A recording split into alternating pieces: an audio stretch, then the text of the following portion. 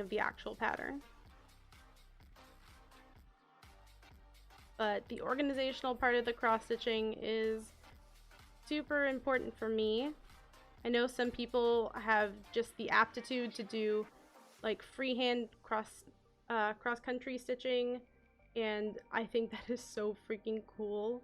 But I personally have a hard time doing that sort of those sort of stitching methods. I always end up miscounting.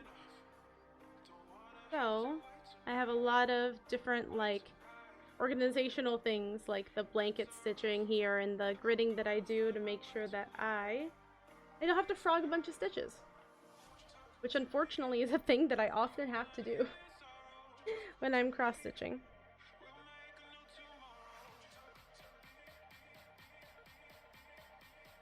But more or less what I'm going to do with the gridding, I'm not going to do full squares, which is something that I used to do previously. I used to always do full squares.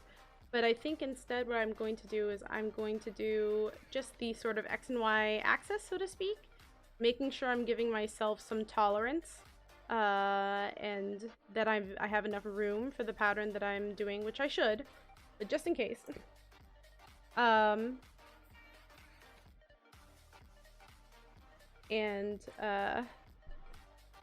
Oops, dropping things. And try to get some stitches in it today.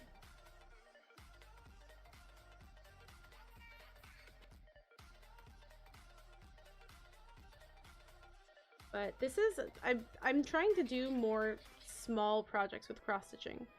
The most recent projects I've started, with the exception of the Mario mushroom, have all been very large full coverage projects. And as much as those come with like really cool designs, they're really long time commitments. For me, there are some of those patterns that are going to take me, there's some of those projects that are going to take me several years to complete, because cross-stitching takes a lot of time. And because it's going to take me several years to complete, I have to consider it more of a marathon and not a sprint. But I am trying to do some of these smaller pieces that'll sort of break up the larger ones. And to practice speed for Corn Muscle's Killer Stitch Along that they're doing next year, which is basically I think it's a 10-month stitch along in that sense. It is from January until October 31st. And it is a Halloween killer stitch along that they're putting together. So it's gonna be a long process.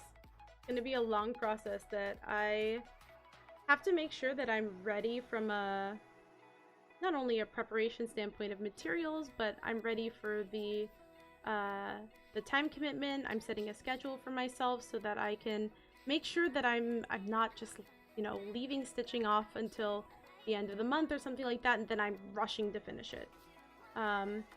Story of my life is I need a planner that'll actually work, which I'm yet to find a planner that works for me, because I always end up just not using them.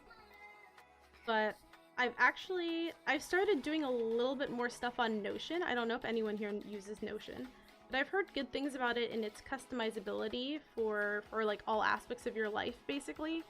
So I'm thinking of using Notion to organize all the things I've got going on, because between work and stream and personal life things, and then the more business side of things where I am,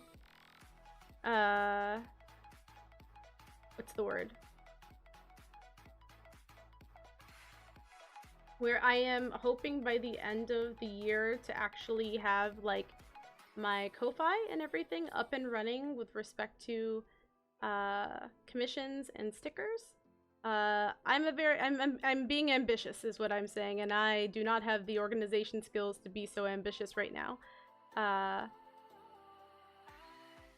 But I'm hoping that